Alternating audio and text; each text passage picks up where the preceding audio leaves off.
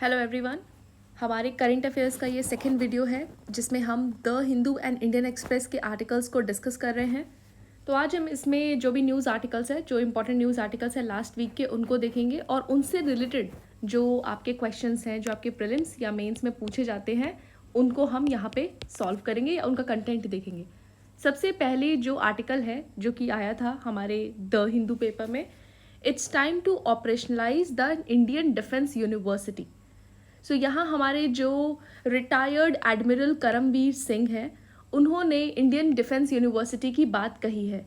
और ऐसा नहीं है, और ये पूरा एक्चुअली ये जो पूरा आर्टिकल है ये इसी से रिलेटेड है कि क्या होना चाहिए, इसकी ज़रूरत क्या है और क्या इश्यूज़ हैं, वो सारी चीज़ें हम देखेंगे। सबसे पहले तो ये यहाँ पे बता दें कि ये फर्स्ट टाइम नहीं है कि इंडियन डिफेंस यूनिवर्सिटी की बात करी गई है। 1967 में हमारे जो चीफ ऑफ स्टाफ कमेटी हैं, उन्होंने रेकमेंड करा था इसके इस्टेब्लिशमेंट के लिए। उसके बाद अगर हम देखें पोस्ट कारगिल वॉर, जो के सुब्रमण्यम कमेटी थी, उन्होंने भी इसके लिए रेकमेंड करा था for the establishment of this Indian defence university. इसके बाद अगर हम देखें 2010 में एक मतलब बोला गया था कि हमें एक ऐसी यूनिवर्सिटी जो है मतलब गुड़गांव में बनाने का प्रस्ताव रखा गया था, लेकिन वो कभी एक्टिव नहीं हुआ, कभी एक्शन में नहीं आया। तो अब पहला सवाल ये उठता है कि हमें ये जो इंडियन डिफेंस यूनिवर्सिटी है, इसको बनाने की ज़रूरत क्या पड़ी, क्या नीड है इसकी। तो अभी हम देखें, सबसे पहले जो इसका रीज़न आता है, वो जो इस आर्टिकल में हमें दिया गया था, वो है डायनेमिक वॉरफेयर। डायनेमिक वॉरफेयर का मतलब है आजकल के जो भी वॉर्स हैं उसमें हमें एआई का यूज़ देखने को मिल रहा है, ड्रोन्स का यूज़ देखने को मिल रहा है, सोशल मीडिया देखने को मिल रहा है, टेक्नोलॉजी देखने को मिल रहा है। तो इसमें क्या है कि हमें इस इंडियन डिफेंस यूनिवर्सिटी में ये सारी चीज़ों को इंक्लूड करना चाहिए। और हमें जो भी यहाँ पे हमारे जिनको भी इसके अंदर पढ़ाया जाएगा या बताया जाएगा, जो भी कंटेंट है इस यूनिवर्सिटी के अंदर, इसमें जो भी लोग आएंगे उन्हें वेल इक्विप्ड करना चाहिए नॉलेज से, उन्हें हर एक चीज़ के बारे में यहाँ पे पता होना चाहिए। नेक्स्ट अगर हम यहाँ पे नीड देखें, मतलब नेक्स्ट रीज़न यहाँ पे है डेवलपमेंट ऑफ लीडरशिप। तो पहला तो हमने देख लिया डायनेमिक वॉरफेयर, चेंजिंग सिनेरियो के साथ मीट करना है हमें, जैसी ज़रूरत है वो सारी चीज़ें डेवलप करने के लिए, मॉडर्नाइज्ड वेपन डेवलप करने के लिए, या स्ट्रैटेजिक थिंकिंग बोल सकते हैं, ड्रोन्स का यूज़ पता होना चाहिए, आर्टिफिशियल इंटेलिजेंस के बारे में गाइड करने के लिए और नॉलेज से वेल इक्विप्ड करने के लिए हमें ये सारी चीज़ इस यूनिवर्सिटी की ज़रूरत है। उसके बाद अगर हम देखें डेवलपमेंट ऑफ लीडरशिप, ये जो है हमें यहाँ पे लीडरशिप डेवलप करने की ज़रूरत है। जब हमारे जो सोल्जर्स हैं या ऑफिसर्स हैं या जो भी हमारे सिक्योरिटी स्टाफ हैं, वो जब अच्छे से ये इस रोल को, लीडरशिप के रोल को निभा पाएँ, उन्हें ये सारी चीज़ें पता हो और मतलब कैसे टैकल करना है प्रेजेंट सिनेरियो में, इसलिए। नेक्स्ट है स्ट्रैटेजिक थिंकिंग मतलब हमारे पास सारा रिकॉर्ड है, प्रीवियस जो भी हमारे केसेस हुए हैं या केस स्टडीज़ हैं, practical exercises, learning from the past. So इसके ऊपर स्ट्रैटेजिक थिंकिंग करके हम एक effective execution of our plan कर सकते हैं। हमारा जो भी प्लान है उसको प्रॉपरली एग्जीक्यूट कर सकते हैं इन अ कोहेरेंट वे। नेक्स्ट इन सबसे क्या होगा, better execution of our plans. जो भी हम प्लानिंग करेंगे अपने नेशनल सिक्योरिटी को अपहेल्ड करने के लिए, वो अच्छे से होगा। अब ये सारी चीज़ें देखकर हमें एक इंटीग्रेटेड प्लेटफॉर्म की ज़रूरत थी, जहाँ पे हम न्यू टेक्नोलॉजी के बारे में लोगों को बता सके। सो ये जो इंटीग्रेटेड प्लेटफॉर्म है, ये हमारा इंडियन डिफेंस यूनिवर्सिटी काम करेगा। सो इसी के रिगार्डिंग हमें बोला गया है इस आर्टिकल में कि हमें इस इंडियन डिफेंस यूनिवर्सिटी की ज़रूरत है। एक्चुअली यहाँ पे हमें इंटीग्रेटेड प्लेटफॉर्म की ज़रूरत है, जहाँ पे हम न्यू टेक्नोलॉजी के बारे में बता सके, जिसकी वजह से हमारे पास बेटर एग्जीक्यूशन ऑफ प्लान्स हो सके, because the institute will emphasise on translating the strategic objectives into actionable plans. जो भी हमारे स्ट्रैटेजिक ऑब्जेक्टिव्स हैं, जो भी हमारे एम्स एंड ऑब्जेक्टिव्स हैं, उनको हमारे प्लान में चेंज करने का काम ये हमारी यूनिवर्सिटी करेगी। सो इस आर्टिकल में बेसिकली यही चीज़ें बताई गई थी, तो हमें इसकी क्या ज़रूरत है आप यहाँ से देख सकते हैं। नेक्स्ट हम इस आर्टिकल की तरफ चलेंगे। अभी जैसा कि आप जानते हैं, हमारे जो असम में यहाँ पे डिलिमिटेशन के रिगार्डिंग एक इशू क्रिएट हुआ है। यहाँ पे बोला जा रहा है कि जो डिलिमिटेशन से सीट्स एलोकेट हुई हैं वो मतलब कॉन्स्टिट्यूएंसी की बेसिस पे नहीं हुए हैं, रादर डिवाइडेड ऑन रिलीजन। मतलब यहाँ पे रिलीजन का इशू लेकर इन्होंने इस चीज़ को बोला गया है। एलिगेशंस लगाए गए हैं कि जिस तरीके से यहाँ पे डिलिमिटेशन कंडक्ट कराया गया है हमारे असम में, वहाँ पे ये ज़्यादातर हमें रिलीजियस लाइन्स में देखने को मिल रहा है। That is, the constituencies are carved out in a way which is reflecting the religious divide. मतलब हमें यहाँ पे कॉन्स्टिट्यूएंसी में वन वोट वन वैल्यू नहीं दिख रहा है, रादर रिलीजियस डिवाइड दिख रहा है। अब इस आर्टिकल में तो हम काफ़ी चीज़ें देख लेंगे, थोड़ा पॉलिटिकल इशू है, लेकिन अब यहाँ से हमारे लिए जो इंपॉर्टेंट क्वेश्चन उठता है, जो प्रीलिम्स और मेंस में आता है, वो है डिलिमिटेशन। सो इस आर्टिकल में हम प्रीलिम्स के रिगार्डिंग डिलिमिटेशन से क्या क्वेश्चंस आ सकते हैं और डिलिमिटेशन से रिगार्डिंग आपसे मेंस में भी क्वेश्चन पूछे जा सकते हैं। तो कुछ फैक्ट्स हम लोग इसमें देखेंगे डिलिमिटेशन के बारे में। पहली बात तो आप यहाँ देखेंगे कि जो डिलिमिटेशन है वो क्या है। डिलिमिटेशन आपका बेसिकली होता है redrawing of constituency or an electoral area so as to ensure that each constituency has the roughly same number of voters। मतलब यहाँ पे हम जो हमारी कॉन्स्टिट्यूएंसी है उसको इस तरीके से हम ड्रॉ करेंगे कि हर एक कॉन्स्टिट्यूएंसी पे लगभग सेम नंबर ऑफ वोटर्स हों, ऑलमोस्ट। ऐसा नहीं है कि आपको एग्जैक्ट, रफली same number of voters. Now, why it's done on a regular basis means इसका इम्पॉर्टेंस क्यों है, क्यों हमें कुछ समय बाद डिलिमिटेशन की ज़रूरत पड़ती है, क्योंकि जो हमारा मतलब अगर हम देखें तो नीड, इसकी ज़रूरत क्या है, क्यों डिलिमिटेशन हमें करने की ज़रूरत पड़ती है। बिकॉज डेमोग्राफिक कॉम्पोजिशन जो है वो समय के साथ बदलता रहता है। Demographic composition changes with time. आप इन चीज़ों को नोट भी कर सकते हैं इस आर्टिकल के साथ, वरना ये पीडीएफ आपको शेयर कर दी जाएगी।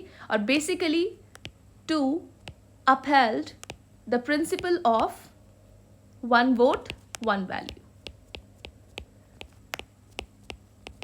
नेक्स्ट जो क्वेश्चन इसमें इंपॉर्टेंट होता है वो है प्रीलिम्स के लिए कि हमारे कॉन्स्टिट्यूशन में कौन सा आर्टिकल है इससे रिलेटेड। वो है article number 82। Article number 82, this article empowers Parliament to legislate delimitation acts from time to time। अब देखिए, ये जो आर्टिकल है डिलिमिटेशन के बारे में कुछ नहीं बताता ज़्यादा, बस ये बोलता है कि हम पार्लियामेंट को पावर दे रहे हैं कि वो डिलिमिटेशन एक्ट समय के साथ लाते रहे। अब जो हमारा पार्लियामेंट है, इस एक्ट के थ्रू डिलिमिटेशन कमीशन कॉन्स्टिट्यूट करता है। और ये जो डिलिमिटेशन कमीशन है, इसमें इसके बारे में हम बाकी चीज़ें भी देखेंगे जो भी इसमें है। ये जो बेसिकली जो डिलिमिटेशन कमीशन है, पार्लियामेंट इस एक्ट को इनैक्ट करता है, लेकिन ये जो डिलिमिटेशन कमीशन है ये अपॉइंट करते हैं हमारे प्रेसिडेंट। तो इसके कॉम्पोजिशन में आएगा हमारा, अगर हम डिलिमिटेशन कमीशन जो कि हायर बॉडी है, बहुत ही स्ट्रॉन्ग बॉडी है, अभी आप देखेंगे क्यों, इसके कॉम्पोजिशन की बात करें तो यहाँ पे आपका जो चीफ इलेक्शन कमिश्नर है वो होते हैं इसमें, और the election commissioner nominated by the chief election commissioner. अब उसके बाद नेक्स्ट है इसमें रिटायर्ड जज of supreme court and the election commissioner of the concern state. So एक मेंबर हो गए रिटायर्ड जज ऑफ द सुप्रीम कोर्ट, और एक हो गए जो भी इलेक्शन कमिश्नर है कंसर्न्ड स्टेट के। अब देखिए ये इसलिए बहुत स्ट्रॉन्ग बॉडी है और बहुत पावरफुल है, बिकॉज इसके जो भी ऑर्डर्स होते हैं, orders of the delimitation commissions can't be questioned in any court of law. आप इसके रिगार्डिंग सुप्रीम कोर्ट में नहीं जा सकते, इनके ऑर्डर्स को लेके हाई कोर्ट में भी नहीं जा सकते, और एनी अदर कोर्ट इनमें आप नहीं जा सकते। इनकी जो कॉपीज़ हैं ऑर्डर्स की, वो आपके पार्लियामेंट में, मतलब Lok Sabha and state legislative assembly जिससे रिलेटेड है, वहाँ पे भले ही आप इसे पेश कर सकते हैं, लेकिन नो मॉडिफिकेशंस आर अलाउड। कोई भी मॉडिफिकेशंस आप इसमें नहीं कर सकते हैं। नेक्स्ट आपका जो दो कॉन्स्टिट्यूशनल अमेंडमेंट एक्ट है, that is 84th constitutional amendment act as well as 87th constitutional amendment act. इन एक्ट से हमारे जो डिलिमिटेशन एक्ट 2002 है उसमें कुछ बदलाव करे गए। अब इसमें ये आपके प्रीलिम्स के लिए इंपॉर्टेंट हो सकता है। इस अमेंडमेंट से क्या चेंज हुआ है जो हमारे लोकसभा है उसमें जो एलोकेशन ऑफ सीट्स हुए हैं, एलोकेशन ऑफ सीट्स डीलिमिटेशन के लिए, वो 1971 सेंसस के अकॉर्डिंग हुए हैं और उसको सीज कर दिया गया है। उसके बाद अगर हम देखें जो division of each state into territorial constituencies, मतलब ये जो स्टेट है इसमें जो भी हमारी कॉन्स्टिट्यूएंसीज आई हैं उसको किस सेंसस के अकॉर्डिंग किया है, 2001 सेंसस। सो ये अमेंडमेंट से अब जो भी एलोकेशन ऑफ सीट्स होती है वो 1971 सेंसस के अकॉर्डिंग है और जो स्टेट में कॉन्स्टिट्यूएंसीज का डिवीजन है वो 2001 सेंसस के अकॉर्डिंग है। अब कुछ इंपॉर्टेंट फंक्शंस जो हैं हम डिलिमिटेशन कमीशन के देख लेते हैं। पहला तो हमने देख लिया कि ये क्या करता है, अपहोल्ड करता है 1 वोट 1 वैल्यू। उसके बाद इसमें जो है एडिक्वेट रिप्रेजेंटेशन मिलता है, क्योंकि आप यहाँ पे जो कॉन्स्टिट्यूएंसी है उसको इक्वली एक स्टेट में जितने भी कॉन्स्टिट्यूएंसी को प्रॉपरली डिवाइड कर रहे हो, तो इसमें जो एडिक्वेट रिप्रेजेंटेशन मिलता है हमारे वल्नरेबल सेक्शंस को, जो भी जोग्राफिकल एरिया उसको प्रॉपर डिवीजन होता है। अब एक क्वेश्चन आ सकता है आपसे, क्या कॉन्स्टिट्यूशन में इसके बारे में गाइडलाइंस दिया गया है कि हमारी जो कॉन्स्टिट्यूएंसीज हैं वो कैसी डिलिमिटेड होनी चाहिए? तो येस, दिया गया है। हमारे कॉन्स्टिट्यूशन में जो आर्टिकल है, आर्टिकल 81 क्लॉज 2 क्लॉज ए, उसमें बताया गया है कि किस तरीके से एक कॉन्स्टिट्यूएंसी का, मतलब एक स्टेट का कॉन्स्टिट्यूएंसीज में डिवीजन होना चाहिए, 1 वोट 1 वैल्यू अपहेल्ड होना चाहिए। सो इसके साथ अब हम चलते हैं नेक्स्ट आर्टिकल की तरफ। सो नेक्स्ट आर्टिकल है goldene, a sheet of gold that is only 1 atom thick. आप यहाँ देख सकते हैं। सो जो रिसर्चर्स हैं हमारे स्वीडन में, उन्होंने पहली बार एक free standing sheet of gold create किया है जिसको इन्होंने गोल्डीन बोला है, which is only 1 atom thick. अब ये बोल सकते हैं कि ऐसा नहीं है कि पहली बार ये 2D मटेरियल्स बनाए गए हैं, इससे पहले भी बनाए गए हैं, लेकिन ये काफ़ी ज़्यादा थिन है, बोल सकते हैं काफ़ी ज़्यादा पतला है और ये ज़्यादा इकोनॉमिकली वाइबल है क्योंकि इसमें हमें कम एटम्स की रिक्वायरमेंट होगी सेम फंक्शन के लिए। इलेक्ट्रॉनिक्स इंडस्ट्री के लिए बोल सकते हैं एक बहुत ही अच्छी चीज़ है क्योंकि ये सुपर थिन है और सुपर लाइट इसमें प्रॉपर्टीज़ हैं, तो ये काफ़ी सही रहेगा। तो इसमें ज़्यादा कुछ है नहीं आपको बताने के लिए। आप यहाँ पे गोल्डीन के बारे में जो यूजेस हैं आप वो देख सकते हैं। इसके जो यूजेस में यही आएगा कि ये काफ़ी ज़्यादा थिन है, super thin as well as super light, जिसकी वजह से ये इलेक्ट्रॉनिक्स इंडस्ट्री को रेवोल्यूशनाइज कर सकता है। एंड ये बहुत ज़्यादा इकोनॉमिकली वाइबल है क्योंकि थोड़े ही एटम के पार्टिकल से और फ्यूअर एटम से आप सेम काम कर सकते हैं। And it's known as the world's first free standing 2D metal and it has the potential to revolutionise the electronics industries. बस यही इसमें इंपॉर्टेंट है आपके लिए। So moving to the next article, paving legal path to make pink hydrogen. अब हमने यहाँ पे blue hydrogen, grey hydrogen and green hydrogen, ये सारी चीज़ें देखी हैं। अब इस आर्टिकल में हम पिंक हाइड्रोजन के बारे में बात करेंगे। सबसे पहले गवर्नमेंट, ये जो आर्टिकल है इसमें बेसिकली जो गवर्नमेंट है वो बिग कॉरपोरेट हाउसेस के साथ बात कर रही है कि अब जो न्यूक्लियर सेक्टर है उसको रेगुलेट किया जाए और उसका यूज़ किया जाए क्लीन पावर के लिए। एंड फोकस यही रहेगा कि अब आपको यहाँ से पता चल गया है कि न्यूक्लियर एनर्जी को यूज़ करके हम लोग जनरेट करेंगे यहाँ पे पिंक हाइड्रोजन। हम यहाँ पे हर तरीके के हाइड्रोजन के बारे में पढ़ेंगे जो भी यहाँ पे नाम बोला गया था। अगर हम देखें तो एट प्रेजेंट जो हमारी न्यूक्लियर पावर प्लांट्स है वो उसमें वो गवर्नमेंट एंटिटीज़, मतलब हमारा जो गवर्नमेंट है वो रन करती है और वहाँ पे रिस्ट्रिक्टेड प्राइवेट ओनरशिप है। अब यहाँ पे आप इस आर्टिकल में देख भी सकते हैं, the atomic energy act 1962 restricts private ownership of nuclear plants. यहाँ पे जो सेंट्रल गवर्नमेंट है वही इस पावर को होल्ड करती है to produce, develop, use and dispose of the atomic energy. लेकिन जब हम न्यूक्लियर एनर्जी को यूज़ करके क्लीन एनर्जी प्रोड्यूस कर रहे हैं, पिंक हाइड्रोजन प्रोड्यूस कर रहे हैं, तो इसमें प्राइवेट सेक्टर को परमिट देना चाहिए। सो यहाँ पे आप देख सकते हैं कि 2015 में इस एक्ट को, ये जो हमारा एटॉमिक एनर्जी एक्ट 1962 है, इस एक्ट को अमेंड करा गया था 2015 में एंड इसने NPCIL को अलाउ करा था कि डिफरेंट PSUs के साथ जॉइंट वेंचर बना सकती है ताकि इसमें न्यू फंडिंग आ सके, न्यू प्रोजेक्ट्स हो सके। अभी जो गवर्नमेंट है वो किस चीज़ पे फोकस कर रही है, पब्लिक प्राइवेट पार्टनरशिप प्रोजेक्ट्स पे, to explore more this sector and include the private sector. तो अब हम यहाँ पे हाइड्रोजन के बारे में पढ़ेंगे।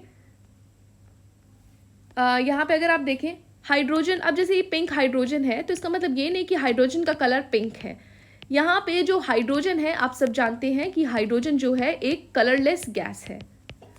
अब यहाँ पे जो इसका गैस का कलर बताया जा रहा है ना, कभी आपको ग्रे हाइड्रोजन देखने को मिल रहा है, blue hydrogen, green hydrogen, pink hydrogen, turquoise hydrogen, तो ये जो है ये जो कलर दिया जा रहा है it is based on the methodology use to produce it और the method use to produce it. जिस तरीके से हम उस हाइड्रोजन गैस को प्रोड्यूस कर रहे हैं उसकी वजह से इसका ये नाम पड़ा है। अगर आप यहाँ पे देखें, पहला है ग्रे हाइड्रोजन। ग्रे हाइड्रोजन अगर हम बात करें तो 95% जो भी हमारा हाइड्रोजन जनरेट हो रहा है वो पूरा आपका ग्रीन, मतलब 95% ऑफ टोटल हाइड्रोजन जो है वो है ग्रीन हाइड्रोजन। एंड ये जो इसका ग्रे हाइड्रोजन, इसका नाम ग्रे हाइड्रोजन इसलिए है बिकॉज ये जो है फॉसिल फ्यूल्स को यूज करके प्रोड्यूस होता है। अब फॉसिल फ्यूल्स में आपके पास यहाँ पे आ गए natural gas, using natural gas and using coal. तो जब आप कोल को यूज करके और नेचुरल गैस को यूज करके हाइड्रोजन प्रोड्यूस करते हैं तो उसे बोलते हैं ग्रे हाइड्रोजन, बिकॉज यहाँ पे आपका कार्बन डाइऑक्साइड रिलीज होता है जो कि आपके एटमॉस्फेयर के लिए सही नहीं है। तो इसमें जो है आपका दो मेथड्स फॉलो होते हैं ग्रीन हाइड्रोजन को प्रोड्यूस करने के लिए, वो है steam methane reforming and coal gasification. तो यहाँ पे दो मेथड है, एक coal gasification and steam methane reforming. तो ये जो प्रोसेस है इनसे हम हाइड्रोजन प्रोड्यूस करते हैं, लेकिन इशू ये है कि यहाँ पे CO2 प्रोड्यूस होता है। नेक्स्ट जो आपका है वो है यहाँ पे ब्लू हाइड्रोजन। अब ब्लू हाइड्रोजन में क्या है, this hydrogen is similar to grey hydrogen, grey hydrogen से सिमिलर है। अब यहाँ पे इसे हम ब्लू, ये कंपैरेटिवली ग्रीन है। जो प्रोडक्शन का मेथड है, मतलब आप बात करें तो सिमिलर टू ग्रे हाइड्रोजन, जो भी हम यहाँ पे मेथड्स यूज कर रहे थे using this natural gas and coal gas, यही सेम मेथड हम यहाँ पे भी फॉलो करते हैं ब्लू हाइड्रोजन में प्रोड्यूस करने के लिए। बट ये कंपैरेटिवली क्लीनर इसलिए है बिकॉज हम यहाँ पे जो भी CO2 एमिट हो रहा है उसको सिक्वेस्टर कर, मतलब उसको हम लोग स्टोर कर लेते हैं। So most of the CO2 emissions are sequestered using carbon capture and storage method. So यहाँ पे हम जो भी हमारा CO2 है उसको कैप्चर कर लेते हैं और उसको स्टोर कर लेते हैं। तो इससे क्या हुआ, हम लोग एटमॉस्फेयर को यहाँ पे CO2 रिलीज नहीं होने दे रहे हैं और इसी वजह से ये कंपैरेटिवली क्लीनर है और इसको हम लोग बोलते हैं ब्लू हाइड्रोजन। इशू क्या है यहाँ पे, ये कंपैरेटिवली कॉस्टली है।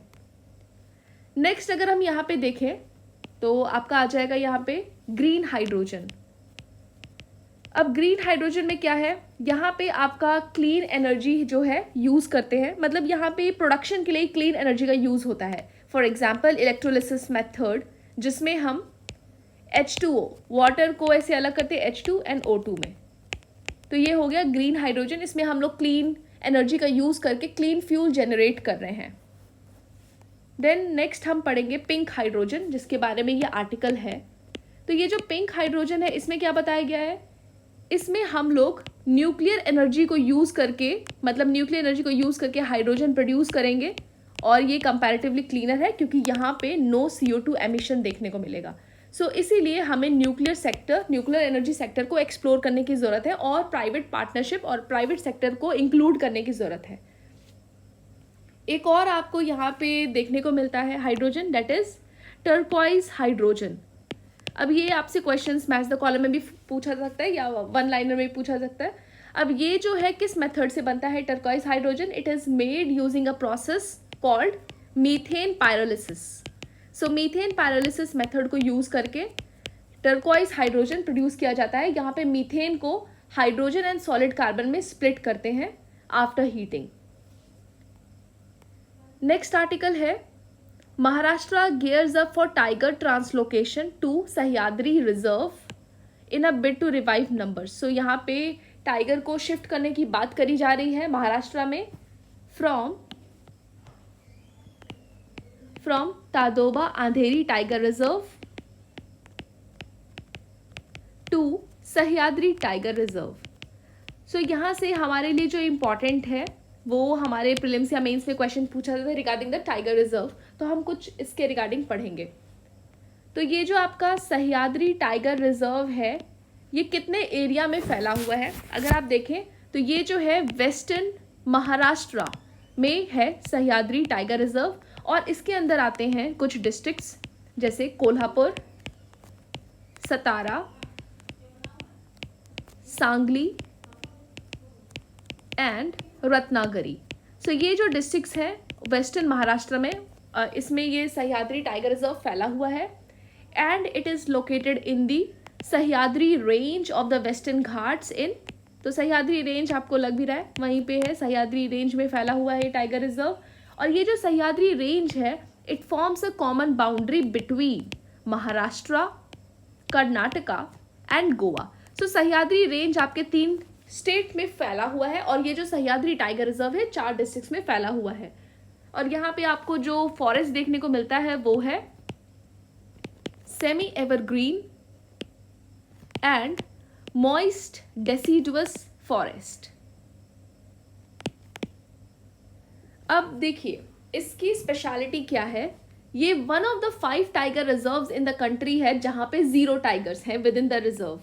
सो इसलिए यहाँ पे हम लोग शिफ्ट करके बात करें कि हम लोग यहाँ पे टाइगर को ट्रांसलोकेट करके उनका नंबर को रिवाइव करेंगे। सो इसमें क्या है 0 टाइगर्स हैं, 0 टाइगर्स। अब इसके अलावा हमने जब टाइगर का बोल सकते काउंटिंग आया था, जो भी लिस्ट आया था उसमें कुछ मतलब ये जो हमने बोला ना 5 टाइगर रिजर्व्स हैं जहाँ पे 0 टाइगर्स है हमारे पूरे कंट्री में, जिसमें से एक है Sahyadri tiger reserves. So what are the other 4? उसमें है एक Kawal in Telangana, Kamlang in Arunachal Pradesh, Dampa in Mizoram and Satkosia tiger reserve in Odisha.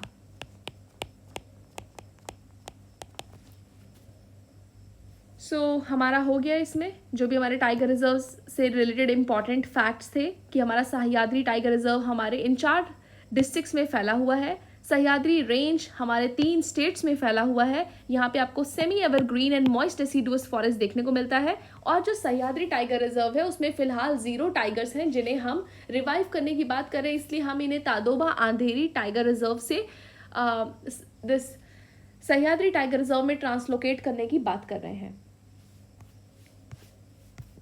Next article जो है आपका लास्ट आर्टिकल होगा आज का, और इसमें हम देखते हैं जो न्यूज़ है वो है खनिज विदेश इंडिया में acquire lithium asset in Australia in financial year 25। So lithium हम जानते हैं क्रिटिकल मेटल है, तो हम लोग यहाँ पे क्रिटिकल मेटल्स के बारे में थोड़ा पढ़ेंगे, लिथियम के बारे में पढ़ेंगे, और ये जो खनिज विदेश इंडिया लिमिटेड है और इसमें हम काबिल के बारे में पढ़ेंगे, काबिल खनिज विदेश इंडिया लिमिटेड, इसके बारे में पढ़ेंगे। सो इसमें अभी फिलहाल जो न्यूज़ है वो यही है कि जो हमारा काबिल है ये लिथियम ब्लॉक एक्वायर करने की बात कर रहा है ऑस्ट्रेलिया में, एंड अब उसके बारे में जो भी फैक्ट्स हैं हम वो देख लेते हैं। तो फर्स्ट ऑफ ऑल अगर हम देखें तो ये जो काबिल है it's a joint venture of 3 PSUs। अब ये 3 PSUs कौन से हैं? ये 3 PSUs हैं हमारे नाल्को, HCL एंड MECL। ये 3 PSUs है, इनका जॉइंट वेंचर है, एंड ये जो है ऑस्ट्रेलिया में क्या करेगा, will acquire important assets for lithium extraction in Australia. Lithium को एक्सट्रैक्ट करने के लिए ऑस्ट्रेलिया में ये कुछ एसेट्स को अक्वायर करेगा, वहां से लिथियम एक्सट्रैक्ट करेगा, क्योंकि लिथियम एक क्रिटिकल मिनरल है, सॉरी मेटल नहीं है, क्रिटिकल मिनरल्स, क्योंकि जो हमारे क्रिटिकल मिनरल्स हैं वो मेटालिक भी हो सकते हैं, नॉन मेटालिक भी हो सकते हैं। सो यहाँ पे हम जो ये क्रिटिकल मिनरल्स हैं इनके बारे में देखेंगे, और इनसे रिलेटेड क्वेश्चन आपको UPSC में भी पूछा गया है और आपसे पूछा भी जा सकता है आगे। सो ये जो क्रिटिकल मिनरल्स हैं it can be either metallic और नॉन मेटालिक। अब इसके जो है 2 कैरेक्टरिस्टिक्स होते हैं।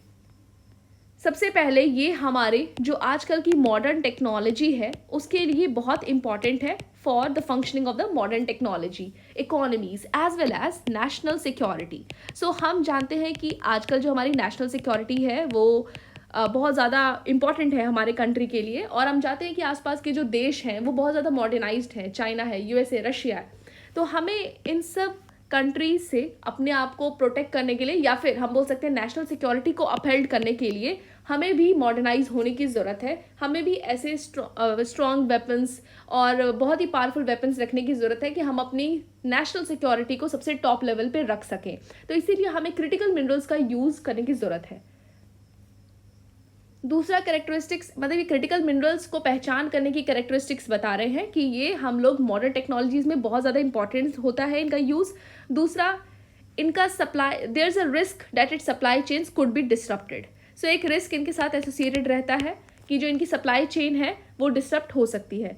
अब ये जो है कंट्री टू कंट्री वेरी करता है कि कौन सा किस कंट्री के लिए इंपॉर्टेंट है। Based on their individual needs different countries create their own list. Her country के लिए मतलब उनके नीड्स, उनके ज़रूरत के अकॉर्डिंग एक क्रिटिकल मिनरल्स की लिस्ट होती है, जिनमें ज़्यादातर कंट्रीज में कुछ मिनरल्स जो हैं वो कुछ क्रिटिकल मिनरल्स कॉमन पाए गए हैं, जिनमें से एक है ग्रेफाइट, एक है लिथियम और एक है कोबाल्ट।